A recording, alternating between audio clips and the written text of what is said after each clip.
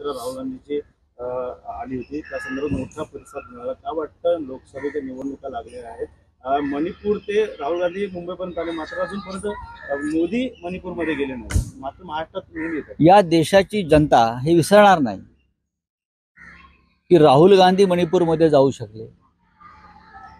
राहुल गांधी मणिपूरमध्ये जाऊन तिकडल्या लोकांच्या वेदना समजून घेऊ शकले. राहुल गांधी मणिपूरमध्ये जाऊन राहिले. राहुल गांधींनी तिकडल्या निर्वासित छावण्यात जाऊन लोकांची विचारपूस केली. पण देशाचे पंतप्रधान नरेंद्र मोदी हे अद्याप मणिपूरला गेले नाहीत, जाऊ शकले नाहीत. त्याचं कारण काय? तुम्ही अखंड हिंदुस्तान वगैरे जे काय भाष्य करता त्यात मणिपूर येत नाही का? मेरा परिवार मध्ये मणिपूर येत नाही का? हा एक चिंतेचा विषय. देशाचा पंतप्रधानपदी एक अशी व्यक्ती बसलेली आहे जिला गुजरातच्या पलीकडे देश दिसत नाही. त्याच्यामुळे त्यांना उद्याच्या निवडणुकीत 2024 नंतर कायमस्वरूपी गुजरातला पाठवण्याचा निर्णय या देशाची जनता घेईल. कारण निवडणुका जाहीर झालेल्या आहेत. आणि काल राहुल गांधी मुंबईत आले.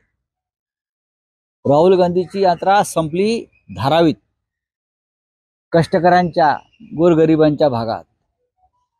जी जागा मोदींचा मित्र उद्योगपती हडप करण्याच्या प्रयत्नामध्ये, त्या धारावीसाठी हजारो कोटीचं डील झालंय, जसे इलेक्ट्रॉल बॉन्ड मध्ये झालंय. इथे राहुल गांधीची यात्रा संपली आणि लोकांनी प्रचंड प्रतिसाद त्या यात्रेला दिला. आज संध्याकाळी सभा शिवतीर्थावर आहे. देशभरातले इंडिया आघाडीचे नेते त्या यात्रेला येत आहेत. स्वतः उद्धव ठाकरे, माननीय शरद पवार हे महाराष्ट्रातले प्रमुख नेते आहेत देशातले, हे उपस्थित राहतील.